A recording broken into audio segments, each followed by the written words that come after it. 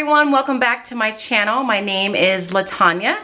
If you are new here, I'm an 8th grade social studies, history, and language arts teacher in Southern California. And I have been teaching virtually for about a year now, as I'm sure many of you have as well. So I am excited with this video. This one's a little bit different. Normally, I'm just uploading vlogs that really center around my life as a teacher, sprinkled with a little bit of lifestyle type footage, but mostly just what my life as a teacher is like. And so today's is gonna be that, but it's gonna be a little bit different. As you can see, there's a little sit down portion of this, but I'm super excited because I am partnering with Teachers Pay Teachers on this one to introduce a new feature that they've added to their website called Easel. So as we all know, Teachers Pay Teachers has been around for years, and I know I've leaned on it quite a bit over the years when I'm looking for something to just supplement a lesson I'm teaching on, a fun activity that I just don't have the time or energy to create. So it has been a lifesaver for me in terms of my teaching life, and I know that it's been a lifesaver for many other teachers out there. So this is no different. This new feature that they added is called Easel. So the way that Easel works is it takes products that you may have purchased or products that you plan to purchase in the future that are in PDF format, and it gives you the ability to digitize them and assign them to your students all in one location. So I have been teaching virtually for about a year, like I just said, and although I'm at the point in my virtual teaching experience where I feel pretty comfortable about my ability to successfully execute a lesson in a virtual setting, the one thing that has remained the same over the course of this past year is that teaching virtually is just much more time consuming. Prepping and collecting materials takes more time. Disseminating the materials to your students takes more time. Collecting the materials from your students takes more time because you have to make sure you've uploaded things correctly, that it's uploaded in the right location, students have the correct links and all of that. So I'm constantly looking for ways to just streamline that process, and Easel is one of the things that I really believe is going to help me to do that. So it's a great resource if you're currently teaching virtually, but it's also, for me, going to be a great resource going forward when we move back to in-person teaching. One of the benefits for me in virtual teaching is that it has given me much more confidence in my ability to integrate technology into my classroom and to make that technology work for me. So I know when I return to in-person teaching, I definitely want to lean more into becoming a paperless classroom and minimize the amount of paper that is going back and forth between students for environmental reasons and just for efficiency reasons for me when it comes to grading. And so Easel is going to be a great resource for that.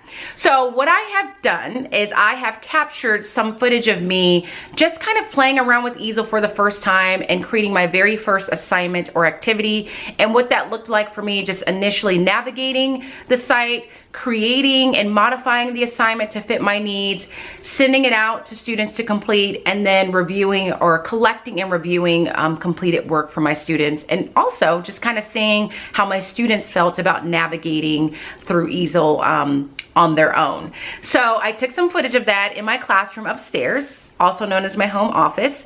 And so what I did was I used a product that I had purchased to supplement a lesson that I was teaching. And the focus of this lesson was just giving students an additional opportunity to practice their inferencing skills.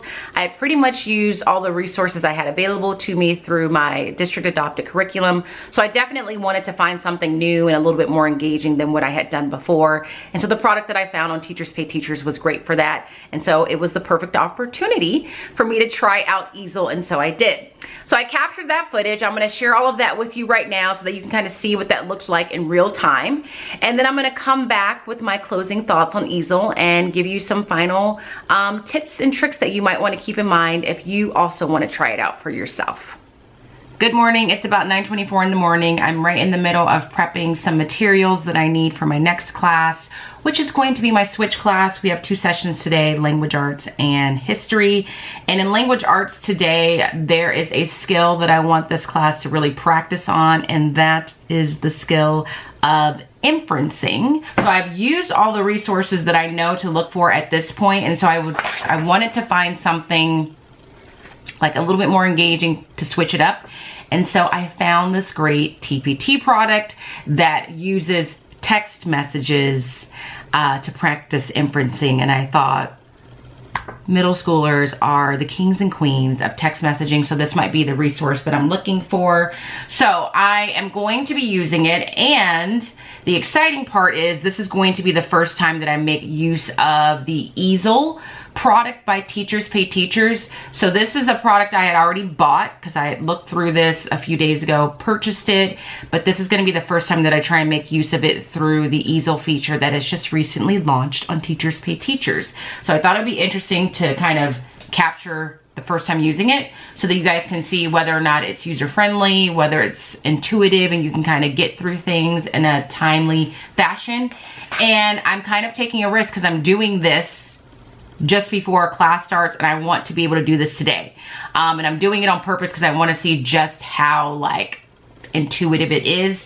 I do have a backup plan. Like if I can't figure this out within the time I have allotted, then I will do it another day. But I think I'm feeling confident. Like I looked at the like the walkthrough they offer you, and it looks pretty intuitive. So let's get started. Let me get this planned out. So what I'm going to do is I'm going to document the process of me kind of setting up my first Easel activity and just kind of sharing that experience with you guys. So I've already found the product that I want to use. I looked that up last night. I have it opened in Easel, and the first thing that I'm going to do is I'm going to go ahead and rename the activity. So I've renamed it Inferring and Texting Activity. If you don't rename it, it just has like this generic name, like Untitled Activity or something along those lines. So when I have it open at first, this is what it's going to look like. This is where I've renamed it, and this is the entire product here off to the side. And you can see it's telling you it's a total of 15 pages, and it allows you to edit the pages. So I definitely want to do that because the 15 pages includes things like this intro, as well as some information about the shop at the bottom, and then answer keys. So the product offers several different opportunities for them to practice inferencing with text messaging. I think there's a total of 8 or 6 pages, 6 opportunities. I don't necessarily want my kids to do all 6, so I am going to modify this assignment. I'm going to edit the pages.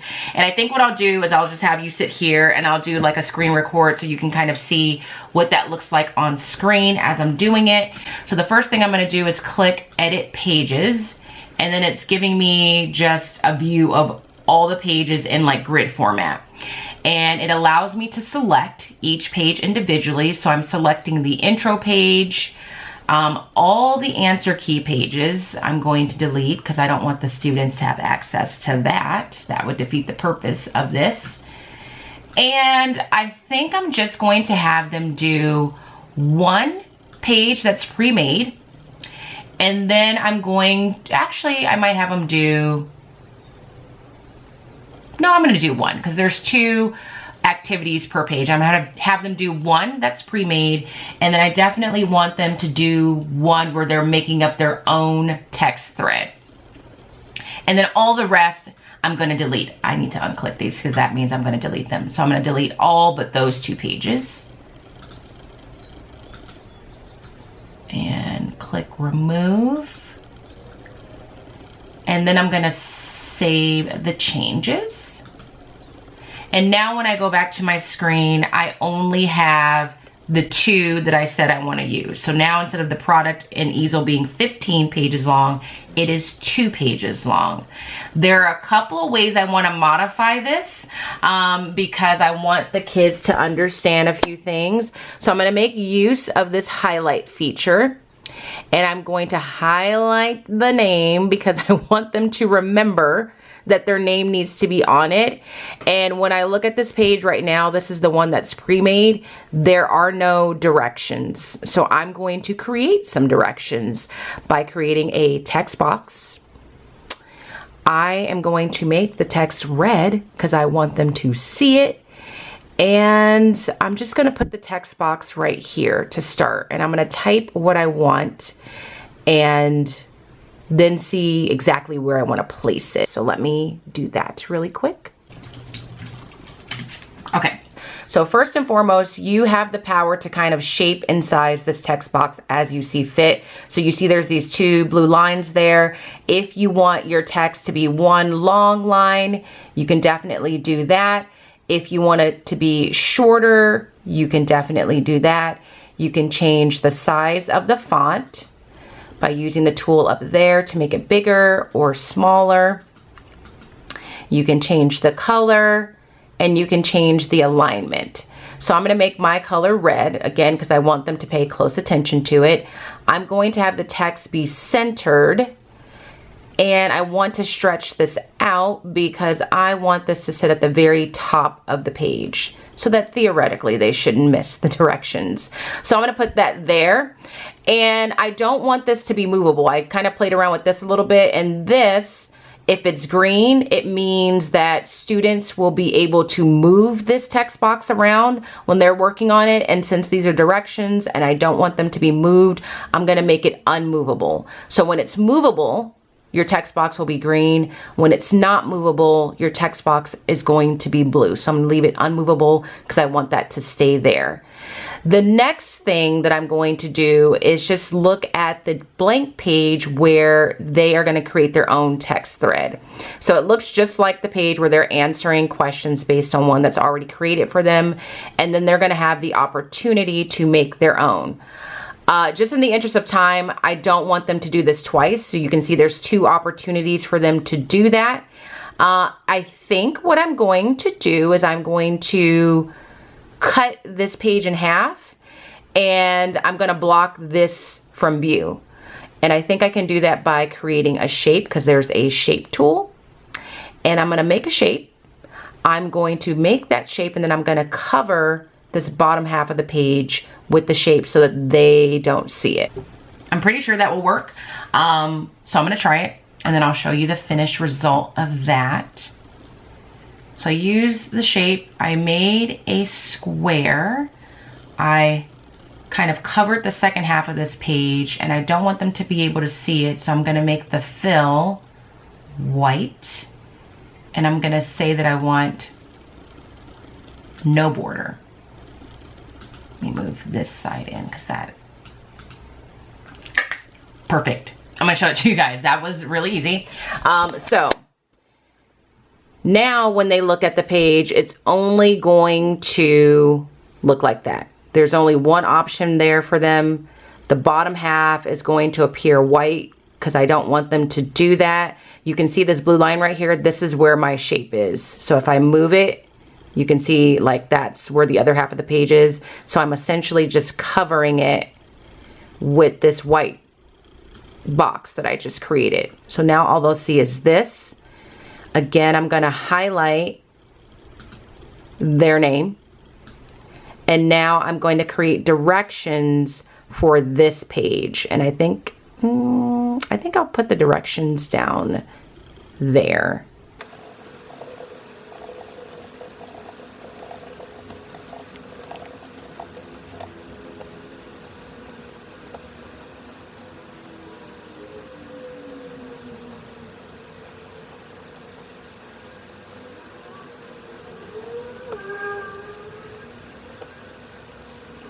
I've created the directions for this page down there, listed that, and I do want them to actually be able to type their original text thread in these thought bubbles. And in order to allow them to do that, I am using the answer box feature. So I'm creating an answer box for the students. So I selected that, and then I'm just drawing where I want them to type their answer. So I'm putting that there, and I highlighted that I want their name on it, and I think that's it. So I've edited the first page, I've added directions to it, highlighted the name, and I think that's all I wanted to do with this one. And then on the second page, again, I highlighted the name, I've added some answer boxes because I want them to type there, and then I covered up the second half of this page using a square, using a shape. And I actually want to adjust this because I don't like that they can't see the black line on that side. There we go. And put directions and then created answer boxes for them. So the next step I need to do is just to kind of take a look and see what this is going to look like on the student end. And I am going to do that in just a second. And when I finish that, I will let you know. And actually, I'm going to pause here. I'm going to save my work because my little prep period is over. And then my next prep period is when I'm going to take a look at it from the student perspective to see what it looks like. And then we should be ready to go to use it in class later today. But so far, it's been pretty intuitive. Like, it feels like something I've worked with before. I didn't feel overwhelmed trying to figure out where things were. It all makes sense. So far I'm giving it a thumbs up, but I will keep you posted. Just finished my first round with my switch class. This next class is when we're gonna test out this little activity on inferencing with them. So I think the last time I checked in with you, I had finished creating or modifying, I should say, this TPT product the way that I felt like would be the most useful to my class. And so I've done everything I think I wanna do. And so the next thing that I'm going to do is I'm gonna look at it in preview mode because I wanna see it the way that the students are gonna see it to make sure that what I think would make sense and be clear to them is actually the case. So where I was just doing the work, I was just in the prepare portion of this, and that's where you're able to do all the editing, make the modifications that you need. And then the preview mode just allows you to kind of see it as a student would see it. So when they open it up, this is what that page is going to look like for them. So they'll have these little text boxes, it looks like, that indicates that's where I want you to answer. The directions are there. The box is covering the activity that I don't want them to see on the second half of this page. So that is good. And then I want to look at page 1. The directions are there. Name is highlighted. I didn't make a whole lot of modifications there, so it looks good. And so the final step, and this is going to be the real test, is I'm going to assign it. So let's see. It looks like it gives you a code, but I also know that there's a way to link it. I am going to click this purple assign. So there's two options when it comes to assigning it. I can either generate a link, which I would maybe just pop in the chat if we were in a Zoom session, but I'm gonna go ahead and try and just share it through Google Classroom since this is what I'm using on a day-to-day basis. So I'm gonna select that. I'm going to choose the correct class. This is just gonna be for my switch class today.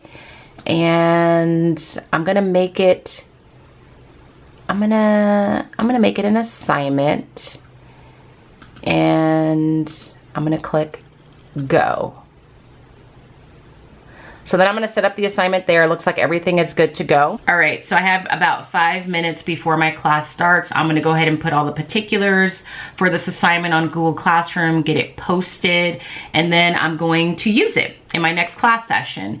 I will definitely check in with you after class to let you know how it went, how the activity was, were kids able to access it easily, did I have any sort of tech snafus along the way, and just kind of let you know how it went in general. So wish me luck. I don't think I'll need it. I'm feeling pretty confident about it, so I think we're gonna be good.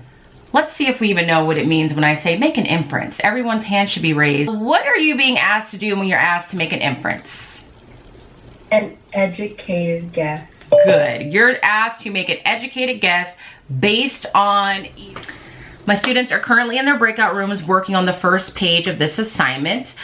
Setting it up on Google Classroom was nice and smooth. It showed up right away. I added the details that I wanted to add to it in terms of the due date and all of that. And so when they see it as a link under the name Easel, so I had them click on it. Now, I always project my screen to them while I'm going through the directions, and so I'll click on the link with them. But when I do it, it's showing it to me as a teacher, and it's telling me this is a student link. So I can open it in the preview mode, and then I used the preview mode to kind of model to them and read the directions with them and let them know what they were going to do.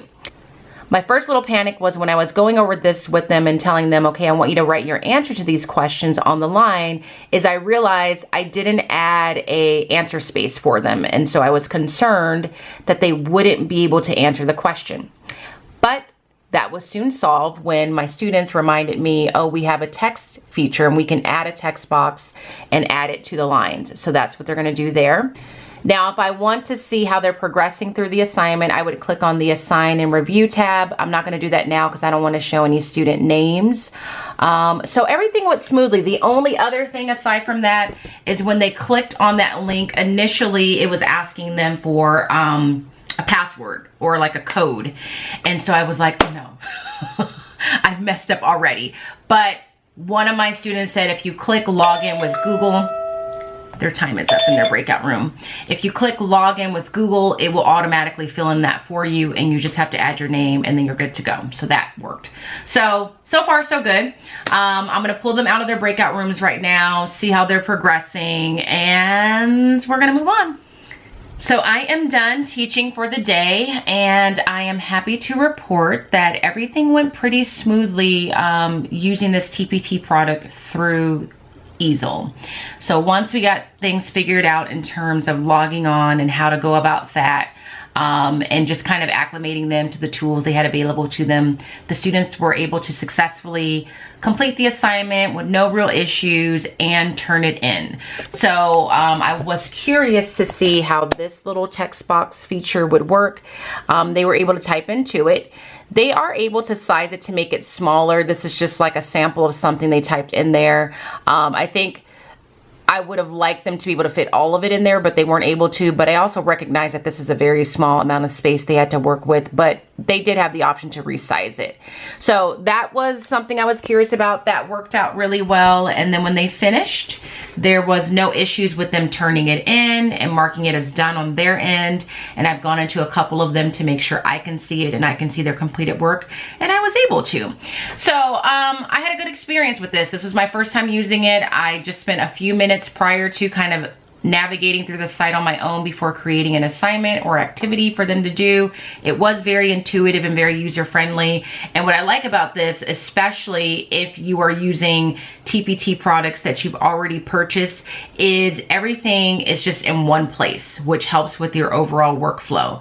So I know in the past when I've made use of products that I've purchased on TPT before that I wanted to use in a digital classroom or give kids digital access to and let them type on it, I had to either run it through a different platform or I had to alter it somehow to make it accessible to students in that way, which just added a step to, you know, me prepping for the execution of this lesson. With this, that is removed. I didn't have to take this to a different platform. I didn't have to figure out how to manipulate the product so that kids could type on it. So it's definitely a time saver in that way. Modifying and creating the assignment was simple, didn't take long at all. Like I said earlier, it was pretty intuitive and very user-friendly, and it saved me some time.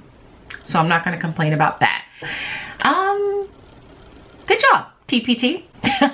Good job. I think this was a great addition to the site, and it's only going to make our lives easier and make things more accessible for students. And so you can't argue with that. So as you can see, I felt very successful using Easel for the very first time, from the very beginning stages of everything where I was just kind of looking at the resource, deciding how I wanted to use it, and then to the very end where students turned in their work and I had the ability to take a look at their completed work on my end. So what I like about it is it's very intuitive. It is broken down into 4 basic steps. The discovery phase, where you're looking for the resource that maybe you plan to use. The prep phase, where you're looking at the product as the creator has created it, deciding if you want to change it in any way. Do you want to alter the documents? Do you want to delete some of the pages? The preview stage, where you're just able to kind of take a look at things and see what students will see. And then the final stage, which is you're going to assign it and then ultimately review the student work. So that was really nice, and it was really easy. Everything was just kind of right there where I needed it to be, and nothing was super complicated. I like the fact that I can use it with products that I've already purchased, and that there's nothing that I have to do to make them Easel friendly, and that I can use it with products that I plan to purchase. I like the fact that I could use the products as the sellers have created them, or I can choose to modify them however I choose to, whether that be deleting pages because I don't think that we need them, or adding directions, or adding notes, or adding highlights, or adding arrows to things that I want students to pay extra close attention to. And I like that it's all in one place. Like, everything is done and completed on that one platform. So when students turn it in, I can go back there and see it there. That was really helpful to me. And overall, I just like the fact that it streamlined the process. There was nothing extra that I had to do to make the documents digitized. I didn't have to go to another platform to make it user-friendly. I didn't have to think about converting it to like maybe a Google slide so that students can type on it. Everything was just right there, done for me, and it was very, very easy to do. I also like the fact that this is going to work for me in this virtual setting that I find myself in right now, but it's definitely something that I can make use of when we're back in person. I am really, really going to try to just continue the paperless environment that I find myself in, because for me as a teacher, it's just been so nice not carrying around papers that I need to grade, not worrying about losing them, having an electronic record of the grades that I've assigned to students on different assignments. So this is definitely something that transitions from a virtual setting to an in-person setting. And I like the cost. I like the fact that it was free to me, that I wasn't having to pay any sort of additional fee. I have used other platforms in the past that allow you to make your PDFs digital, but that comes with the cost, and this came with no cost aside from obviously purchasing the product itself.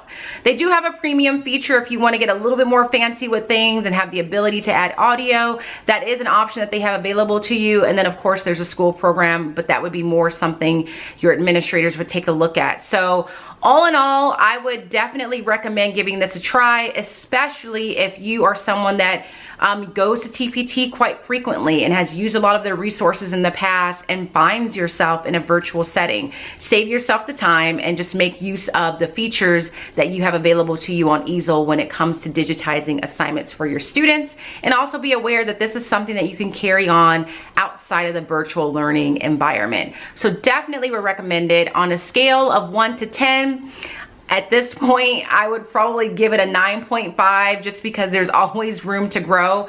But it was super easy for me to use as a teacher. And then when we finished with it, since it was my students' first time using it, I asked them if it was pretty straightforward, easy for them to use, and they had no complaints there. So if you have any additional questions, make sure to leave them in the comment section below. I will try and answer them to the best of my ability because I'm new at this as well. And if I can't find the answer, I'll see if I can find someone that knows. But definitely check it out. It is live now. It is available to you on all your products that you've purchased as long as they had digital capabilities. And yeah, that's it. I hope that you enjoyed this video and that it was informative to you. If it was, give it a thumbs up. If you're not subscribed, please subscribe. If you're not following me on Instagram, head over there under the same name, Smarty Style. And like I say on my daily vlogs, as always, I hope that you guys are well. And if you are not well, please be well. And I will see you guys in the next video. Until then, happy teaching. Bye.